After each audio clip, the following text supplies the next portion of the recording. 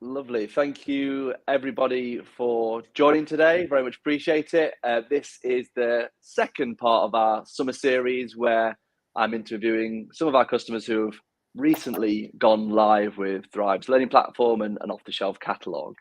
I am joined by Beck Ford today from Burger King. So we'll start off with some introductions. Beck, if you just want to introduce yourself and your role at BK. Yeah, hi Will. So I'm Beck. I'm the head of talent and inclusion, bit of a mouthful. But yeah, at Burger King, I look after our TA team in operations and also the talent development team and the D&I strategy. Lovely. Thank you very much. So for everyone's context, we're going to be running through a bunch of questions with Beck today, just trying to sort of unearth how they're approaching learning and development through the use of Thrive's learning platform and content solution. We'll be diving into why they needed a new learning platform, how they found the implementation process, and what their plans for L&D are going forward. But as ever, we're going to start off with a couple of icebreaker questions just to get us into the swing of things. And the first question I have for you, Beck, and it's got to be an obvious question, but is what is your go-to order when you need to go for lunch or you need to get some dinner at Burger King? Well, I think you had one on Monday, Will. So it's got to be a Whopper with cheese, hasn't it? It's got to be a Whopper with cheese. Did you have the chili cheese bites? Because they are amazing as well. So I love a chili cheese bite. I actually didn't, but I will add that to the order next time. Okay, Whopper with cheese and chili cheese bite. It's not too bad. It's not too bad. Next question I have for you is, if you could instantly master a skill, what would that skill be? Okay, so I love music. I'm tone deaf, so I can't be a singer, but I could, in theory, play the guitar and then be in a band. So that would be amazing if I could. But that's good. Curveball, what's your go-to karaoke song? Oh, I can't. I literally can't do karaoke because I cannot sing well. But yeah, I like like singing in the car as I'm driving from site to site. I love a little sing song in the car. Love that when no one's listening. Exactly. Brilliant. Right. Third question: if you didn't work in L&D or talent development, what would you be doing instead? What would your dream job be potentially? Obviously, Burger King's your dream job, but aside from that, obviously, I don't know. I always really.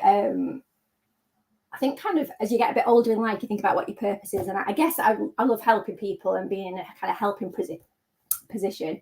I used to want to be a social worker when I was at school, but I was doing a terrible social worker with hindsight. But yeah, I do love music. Music's like my go-to. So I'd love to work in the music industry if I could. And then maybe I'll provide myself the Oasis tickets because I think it was 2005 the last time I saw Oasis. So it'd be good to, have those like inner connections. That'd be good. Oh, amazing. Well, you might have seen on LinkedIn, Sean, our CEO, has got 8 tickets available for our customers. So you could be a lucky customer. There we go. Right. Final icebreaker question. What's the one thing or a thing that you just love working at Burger King? Okay, so obviously the people, the people here are amazing. It's a really small business. It's one of the smallest businesses I've ever worked in. In terms of headcount, our head office teams are just under 140 people. And having worked in massive organisations previously, I just kind of like everyone's really helpful and friendly, and we all kind of pull together and you get asked your opinion for a lot of things, maybe outside of your normal day-to-day remit. And yeah, from my team in particular, I've got the best. I'm obviously biased, but I think I've got the best team. I love my team. So yeah, the people. Oh, that's good. Nice, lovely. How much did they pay you to say that? Not a penny. Brill. All right, well, thank you for that. So we'll jump into some of the sort of deeper questions now in terms of why you've implemented Thrive and everything like that.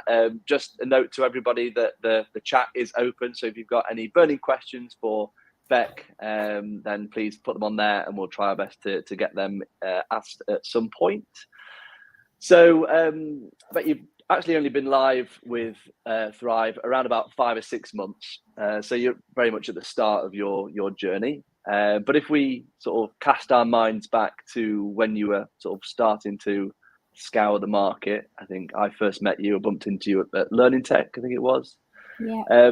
But yeah, I mean, why did you and the team make the decision to start looking for a new learning platform?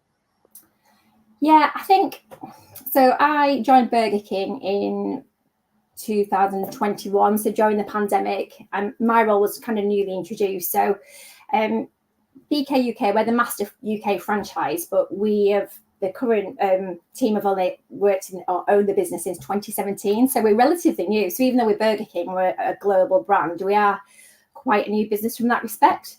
So when I joined in 2021, we had about 140 sites, I think, at the point I joined. As it stands today, we're just under 300. So we've had a rapid growth, and a lot of that growth has come from acquiring different franchisees, so smaller franchisees. And we did a really large acquisition at the end of 2022, which was 74 sites.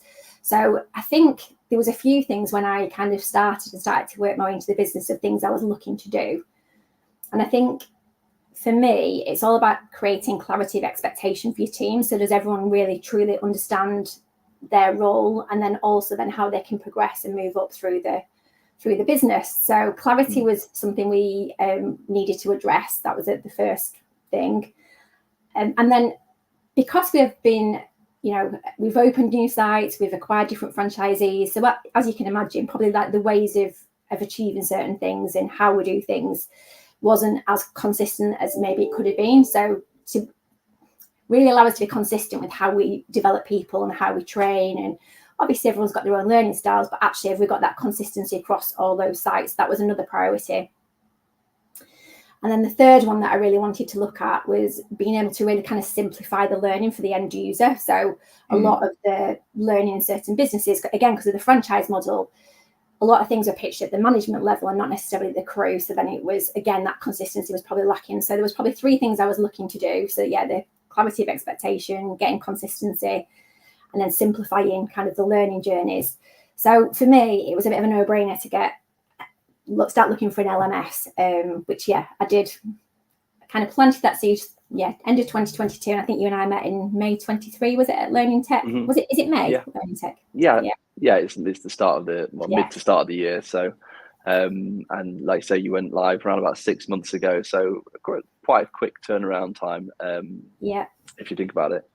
Okay, brilliant. Yeah, that's super interesting to sort of think about those reasons as to sort of why you wanted to get a new learning platform. And you ended up choosing Thrive. I imagine a lot of people who are maybe listening today are potentially thinking about choosing a new learning platform going forward. So if there's any tips that you can give them in terms of what you did during that selection process, it'd be really cool as well. Yeah, I mean, absolutely. So for me, this was my biggest investment I've ever made since I worked at Burger King. I needed to be really confident that I was picking a platform that would deliver everything I needed it to.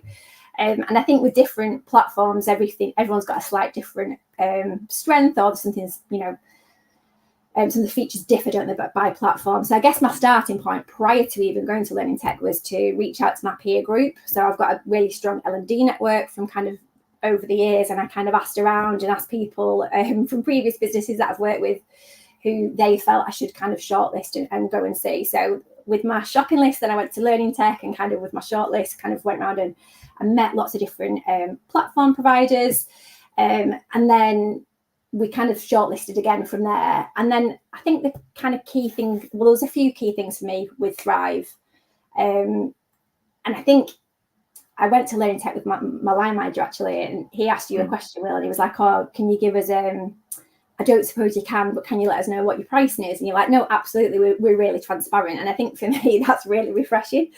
And I think when you're kind of time poor in business, and lots of the time people just kind of go around houses and don't give you like a direct, honest answer about kind of how much is this going to cost me? And then I'm like, right, is it in my budget? Is it not? So I think transparency and openness was one of the things that struck me from day one at Learning Tech, about one of the real reasons why I valued kind of you as a business. And that was the same probably throughout the whole kind of process. And I think you and I, as I was going to tender and going through that whole process, we had really honest conversations, and I was like, well, that's not going to work, or this might not work. So I think that was really important. And then one of the big reasons I probably picked Thrive was because of your kind of can do, like, solution focused attitude as a business again. And I think, you might not have everything absolutely as I want it just yet, but actually you've got a really strong team that I know last year when I went to kind of Thrive Live, you were growing that team and, you know, product innovation. And I just find, again, we've got that really open kind of two-way conversation, like communication between us in terms of actually we've not got that yet, but that's come in and this is a priority. So I think that was super important. And then going back to my original kind of needs of why I wanted a platform, again, that simplicity in terms of I wanted a platform that was easy to use and engaging for all our, we've got a real multi-generational workforce. We've got some really loyal team members that have worked with us for 40 years plus. And I wanted something dead easy for them to be able to, you know, go on and navigate and just quite intuitive and on the app and that as well. And it had all that for me. So that was probably why we are sat here now, I would imagine. Awesome. Wonderful. Thank you very much for that. I'm blushing here where you're giving us all those compliments. And yeah, it's great to hear that you like the sort of the user experience of the platform. I will sort of share my screen in 10 minutes or so and show everybody who's watching today what your site looks like, because it does look brilliant. And as part of this LMS procurement process, you also decided to take out a content offering. Again, was that something that you knew you were going to do right from the start? Were you actively looking for content, and why did you decide to take that content offering as well as the LMS? Yeah, and again, sorry, I should have mentioned, Will, a part of that transparency was you kind of hooked us up with loads of your existing clients, and I spent loads of time speaking with existing customers and finding out kind of what did they use and who had Content Club versus who didn't. And because we were starting from scratch, we didn't have a previous LMS, and I've got a really small and perfect team, but we're limited in numbers and that ability to be able to create content. There's only so many hours in a day, so it just felt like a no-brainer for us to get the Content Club. And then I think it was during one of the pitches you actually talked to us and said, well, look, and if there's something that you really need that can benefit other customers, then if you're a Content Club customer, we can kind of create that for you. And that wasn't lip service. I was on a call yesterday with Al, and we were kind of discussing some compliance training that has been identified that I think we can do like a bit of a better job on and kind of move it forward a little bit. So Al was really kind of receptive, and we've probably got like a 6 to 8 week turnaround on that content. So that's really going to help our teams at Burger King with that bit of compliance. So that for me is amazing when you've got a tiny team, which I know a lot of people do have. And when we look at our campaigns and things and how we've driven engagement, the Content Club has really supported that. So when we were in you're going to laugh, and everyone laughs at all our whopping this, whopping that, but we had some people pillars and whopping support. So whopping support month was May, and actually that was around kind of mental health awareness, and we obviously had Learning at Work week in there. So pretty much all the content came from Content Club, and actually the feedback from that was amazing by the teams. And I was up in Scotland, there was managers telling me about how impactful it was and how much it has made them kind of challenge their thinking and really encouraging the teams to use it. So I think for me, having that Content Club, especially if you started from scratch, can't recommend it enough, really. Brilliant. Yeah, that's really great to hear. And like you say, small team, wanting to get the system out as quickly as possible. So you need sort of like that baseline of content. And that's what you utilised it for. And don't worry about the puns. I absolutely love a pun. I mean, the team in the office have tried to get me to say as many puns during this live as possible, but I'm not clever enough to try and fit them in. So lovely. Well, moving along, you mentioned that you've got a relatively small team, small but mighty team, shall we say. So talk to us a little bit about the implementation process, like who was involved from your side, how much time did it take? And again, any tips that you can give to anybody that might be implementing an LMS, I'm sure that they very much appreciate that. Yeah. And again, probably we definitely didn't do it perfectly.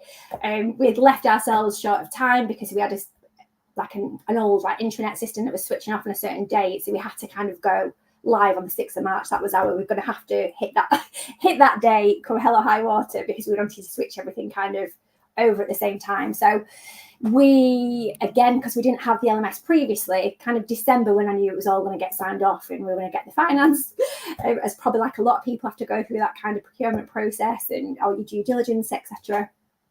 So then I was like, right, we need to get some content created.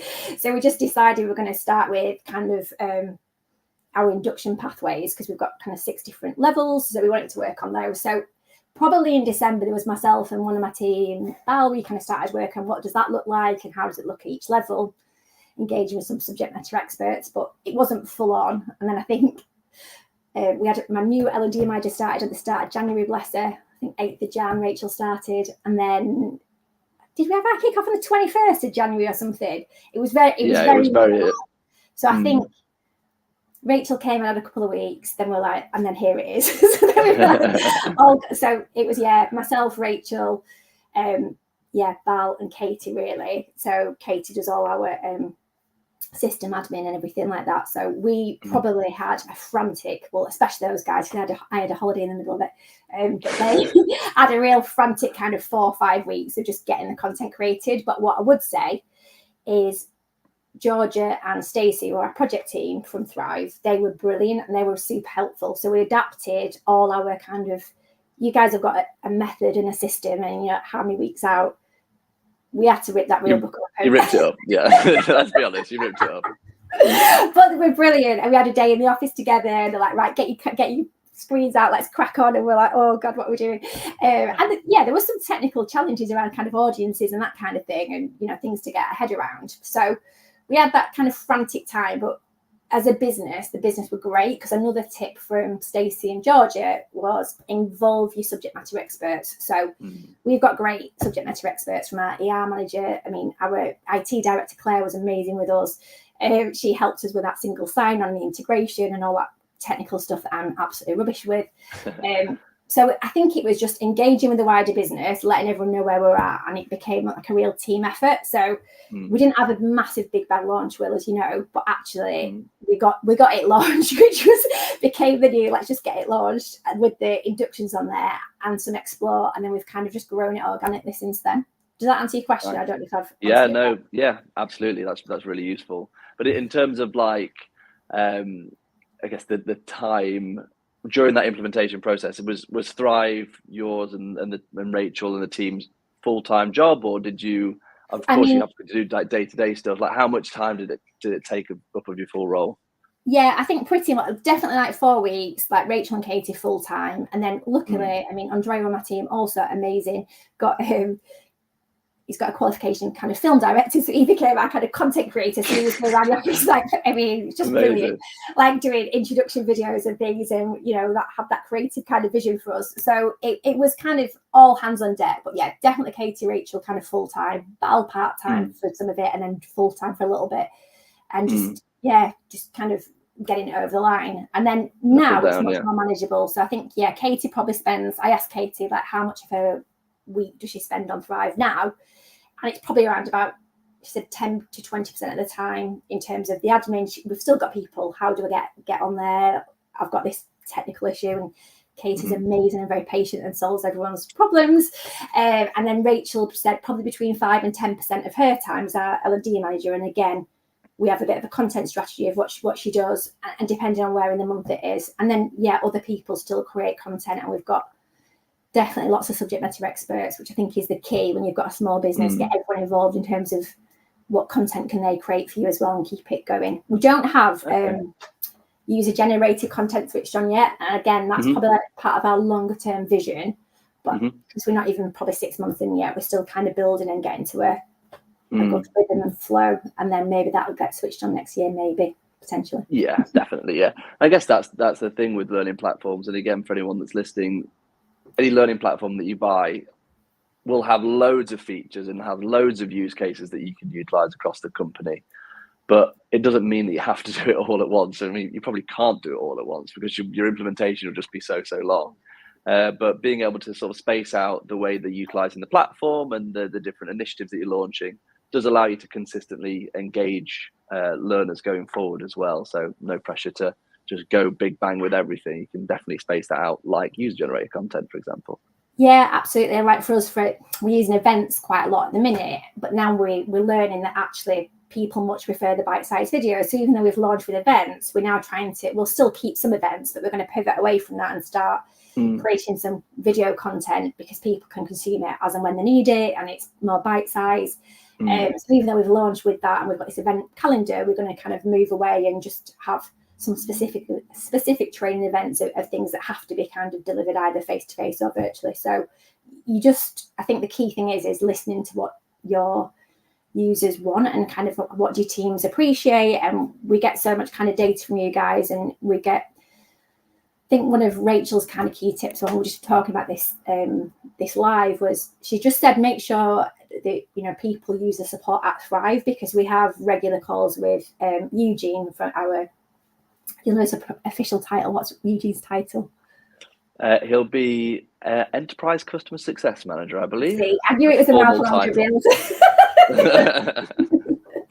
But Eugene's super supportive and kind of challenges us in terms of like what we're doing, why we're doing it. Is the ROI there on it, and all that kind of good stuff. And he's just there to help, iron out anything out as well. So I think, Rachel's tip was just make sure you use the support at Thrive. Like I say, I've had a call this week with Al yesterday, actually with Helen yesterday about something else. So you've got a great team at Thrive that can help develop the thinking. So I think it's just using the Thrive support as well as listening to your own teams and seeing what it is they want. For example, something else that we added in, which we weren't doing at first, was when I was out in Scotland, Hazel, one of our ROMs, she kind of mentioned that she drives around quite a lot and she'd really appreciate some podcasts. So we've started to create our own podcast now as well. So and plus use Helen's Diary of a CLO podcast. So again, it's just listening to what the teams want, and then you can respond and deliver that kind of content as they want it. Because as you know, everyone wants something slightly different anyway, and not every single piece of content will appeal to every single user you've got. So it's just what's going to make a difference and where can you make an impact.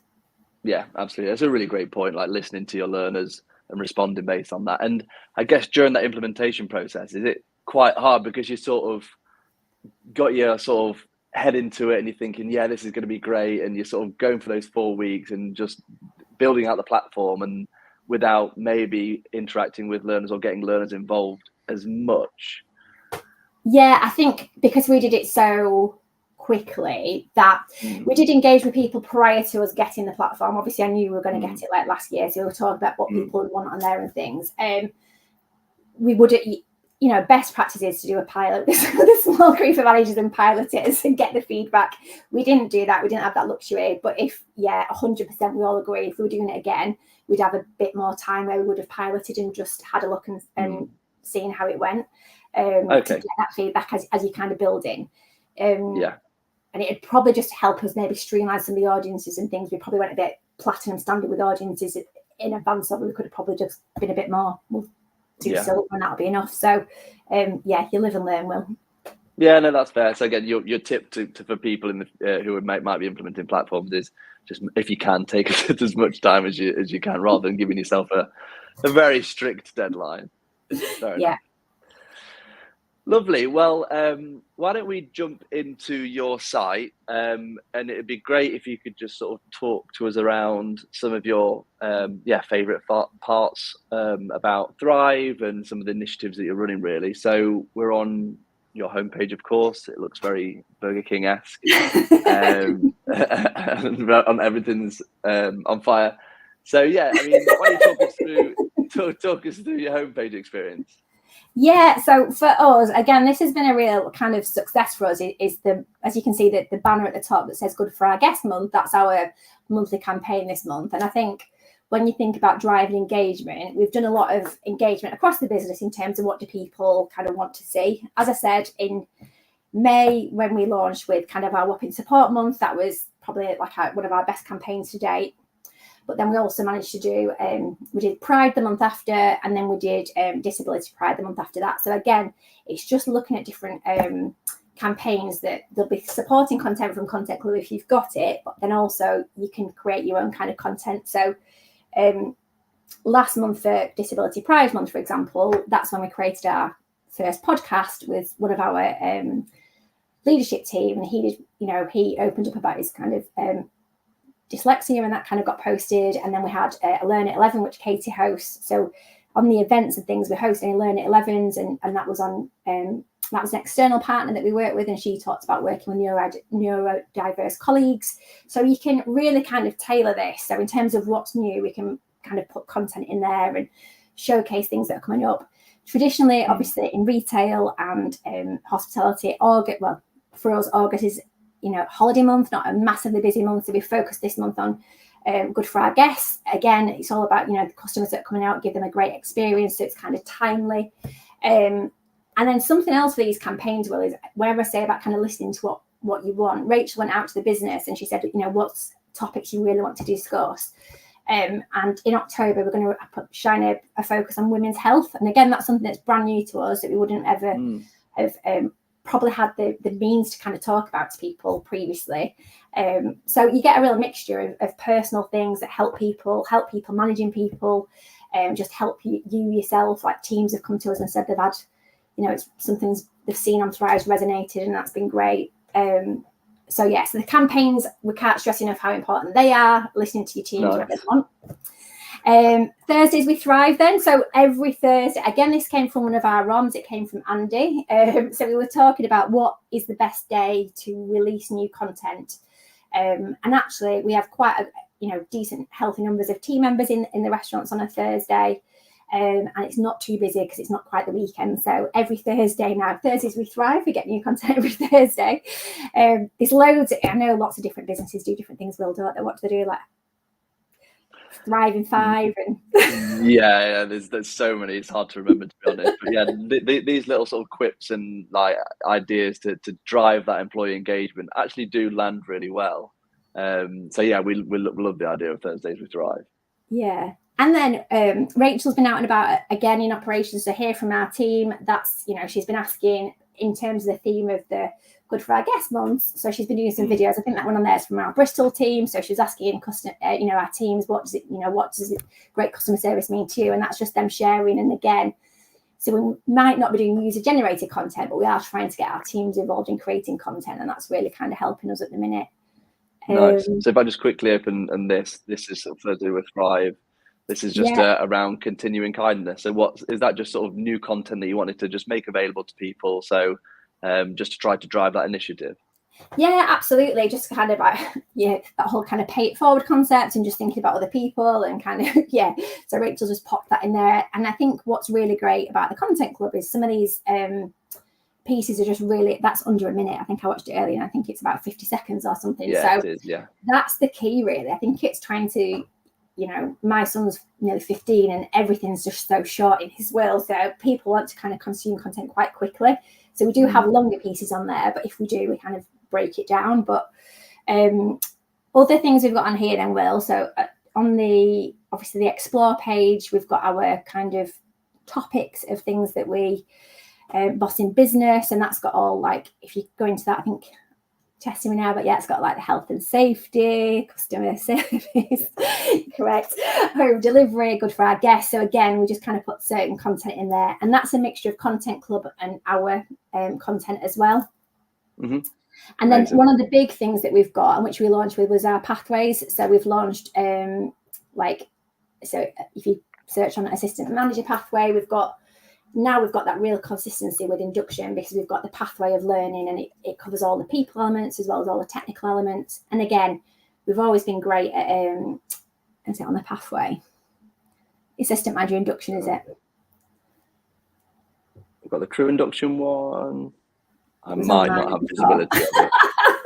I might not have visibility of it. But it's the same type. So I guess what you can do is create these pathways of learning. So I think previously we used to kind of throw maybe a lot of learning out at people in one go and then they just work through it. But now it's again just that bite-sized learning. You can work through one or two kind of little pieces at your leisure, in between the kind of peaks of your day parts within the restaurants. That kind of works well for our teams.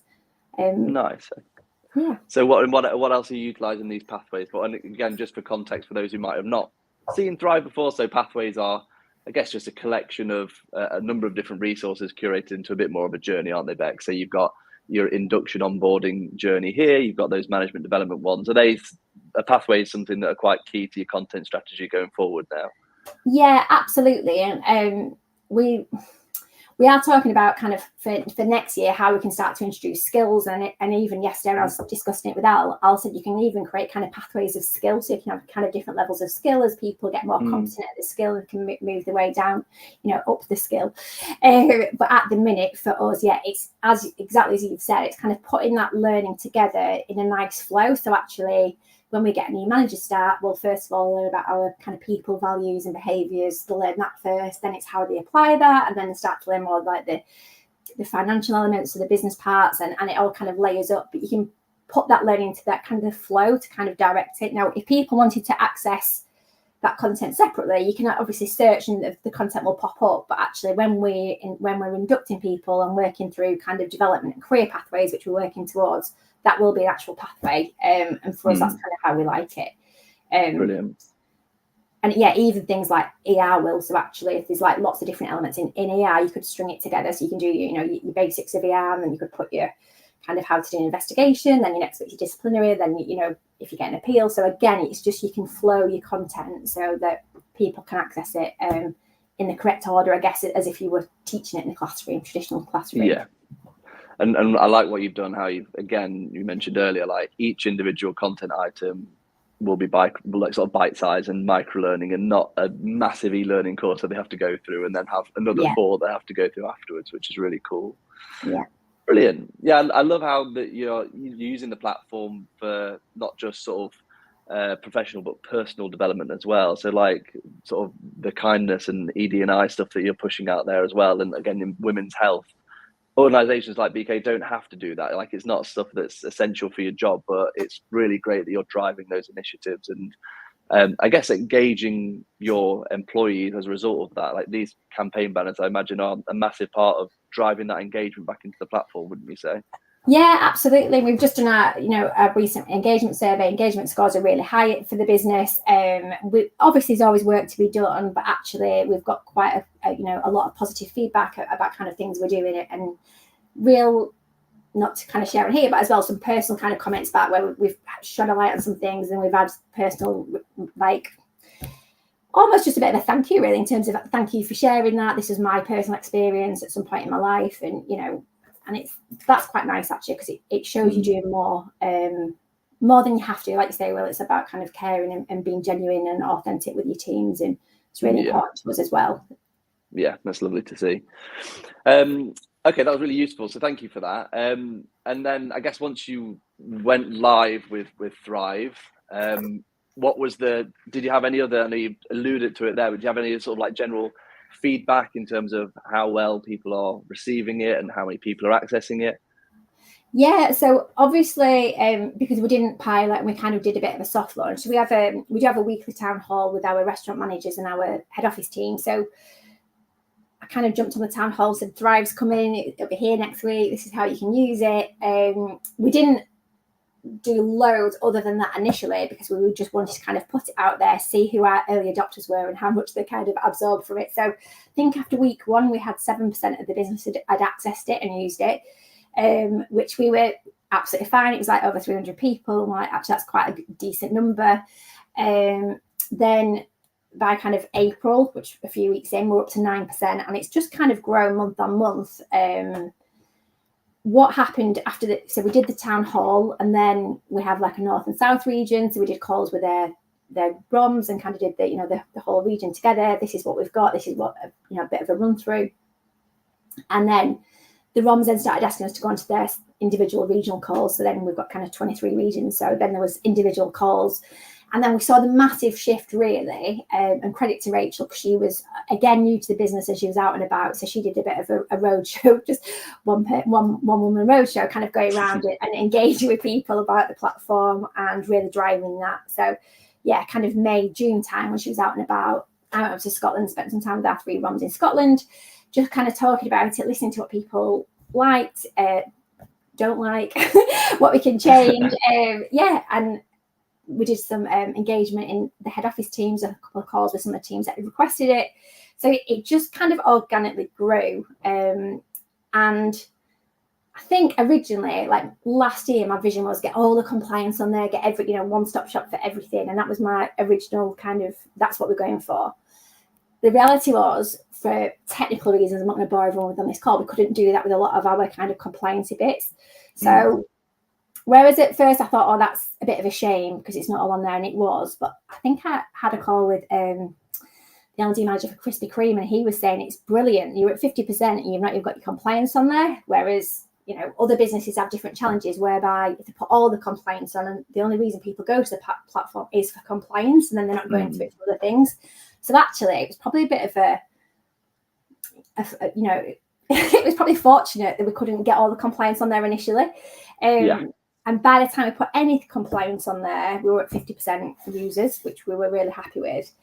And in July, we put our first bit of mandatory compliance on there just for a couple of specific bits. And now we're at 85% of our team have used it. So over 5,000 members of our team have used Thrive. And that's without us doing the big bang. We didn't do...